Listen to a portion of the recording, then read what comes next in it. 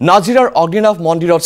চুৰে নিলে মন্দিৰৰ মূল সোণৰ মূৰ্তি আৰু ত্ৰিশূল চুৰিৰ ঘটনাক লৈ অঞ্চলবাসীৰ মাজত হুৱা দুৱা পৰিস্থিতি পিছত শিমলুগুৰি ৰেল আৰক্ষীয়ে চুৰক কৰায়ত্ব কৰি উদ্ধাৰ কৰিবলৈ সক্ষম হয় সোণৰ মূৰ্তিৰ লগতে চুৰি হোৱা ত্ৰিশূল তিতাবৰৰ আৰিফ আলী নামৰ চুৰটোৱে চুৰি কৰিছিল মন্দিৰৰ সোণৰ মূৰ্তি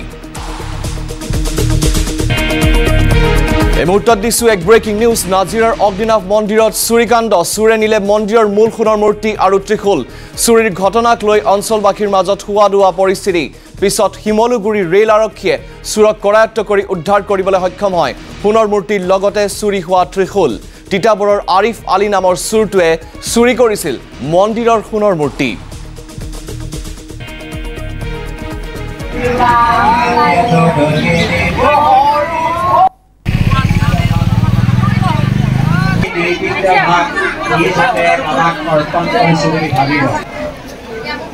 ৰাতিপুৱা মানে মই ডিউটি 6টা পৰা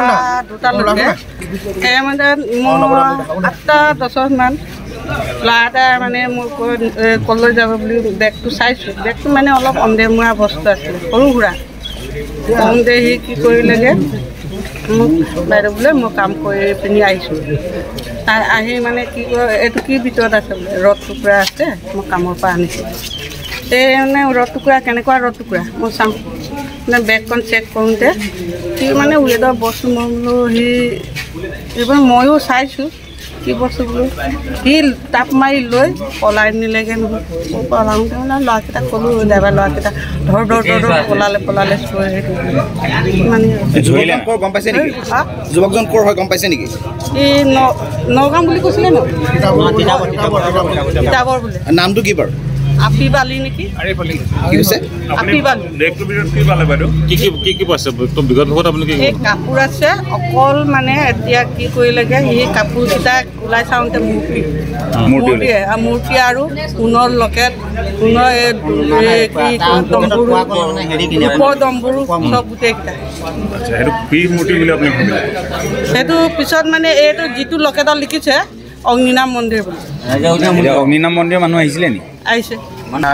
জিয়াপি বাইদেৱে মানে ঘপককৈ ল'ৰাকেইটা সুধিলে ক'ত যাবি কি কৰে সিহঁতি ক'লে আপুনি মৰিয়নি যাম বুলি ক'লে মৰিয়নি যাম বুলি কওঁতে বেগকেইটা চাওঁ বুলি কওঁতে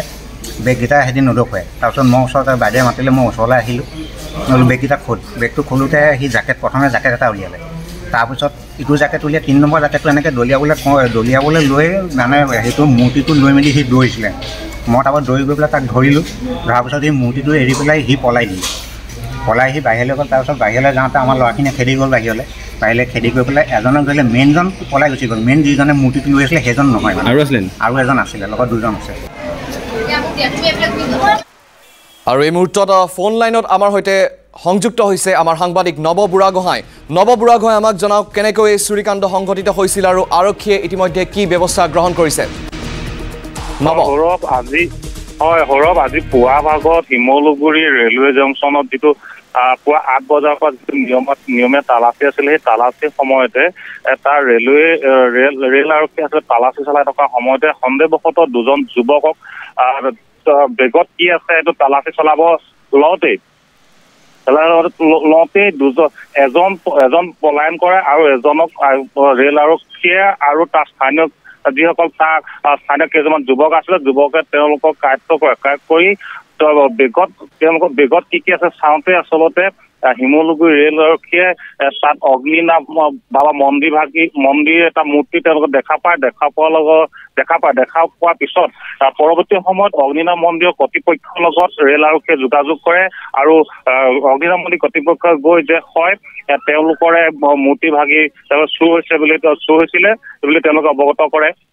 আৰু বৰ্তমান এই 2জনকৈ যি আছিলে যুৱক এজনৰ হাতত অগ্নিনাভ মন্দিৰৰ মূৰ্তি ভাগি সোণৰ ৰূপৰ বিভিন্ন সামগ্ৰী আচলতে তেওঁলোকে উদ্ধাৰ কৰিছে আৰু ইয়াৰ পৰা চুৰ কৰি নিয়াৰ কথাও তেওঁলোকে স্বীকাৰ কৰিছে আৰু বৰ্তমান শিমলুগুৰি ৰেল আৰক্ষী আৰু নাজিৰা আৰক্ষীয়ে আৰিফ আলী বুলি নামৰ যিজন যুৱকৰ বেগত আচলতে সামগ্ৰী পাইছিলে তেওঁই চুৰ কৰিছিল বুলি স্বীকাৰ কৰিছে আৰু বৰ্তমান নাজিৰা আৰক্ষীয়ে আৰু শিমলুগুৰি ৰেল আৰক্ষীয়ে প্ৰাথমিক পৰ্যায়ত তেওঁ চুৰজনৰ পৰা সোধা পোছা অব্যাহত ৰাখিছে সৌৰভ ধন্যবাদ জনাইছো